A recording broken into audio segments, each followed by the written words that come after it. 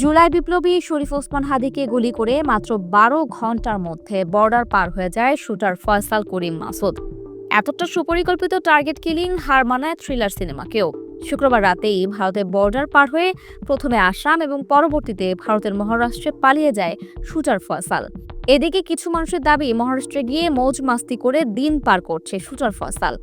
বাংলাদেশে এত বড় ঘৃণ্য কাজ করে এসেও তার মধ্যে বিন্দু মাত্র আক্ষেপ নেই, বরং সারা বাংলাদেশ ওলটপালট করে দিয়ে এখন মুম্বাইয়ের বিভিন্ন ক্লাবে পার্টি করে বেড়াচ্ছে এই খুনি। ফয়সালের বাসা থেকে উদ্ধারকৃত শত কোটি টাকার চেক থেকেই ধারণা করা যায় এই কিলিং মিশন থেকে অনেক টাকা পেয়েছে ফয়সাল, যে এখন সে ব্যবহার করছে ভারতের বিভিন্ন বিলাসবহুল রিসোর্টে আরামায়েশি দিন যাপন করে। রিসোর্টে রাত কাটানো ফয়সাল করিম মাসুদের পুরাতন অভ্যাস। ওসমান হাদিকে গুলি করার আগের রাতেও প্রেমিকা মারিয়া আক্তার লিমার সাথে সাভারে একটা রিসোর্টে ছিল এই শুটার ফয়সাল। এদিকে বাংলাদেশে এখনও রিমান্ডে আছে ফয়সালের বাবা মা, স্ত্রী, শালক ও প্রেমিকা।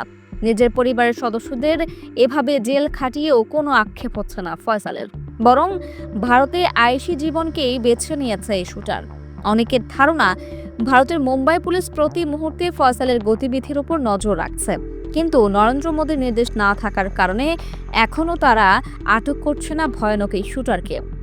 অন্যদিকে ওসমান হাদির শুটারকে ফেরত না দেয়া পর্যন্ত ভারতের সাথে বাংলাদেশের সম্পর্ক কোনোভাবেই স্বাভাবিক হবে না বলে মনে করছেন কূটনৈতিক বিশ্লেষকরা।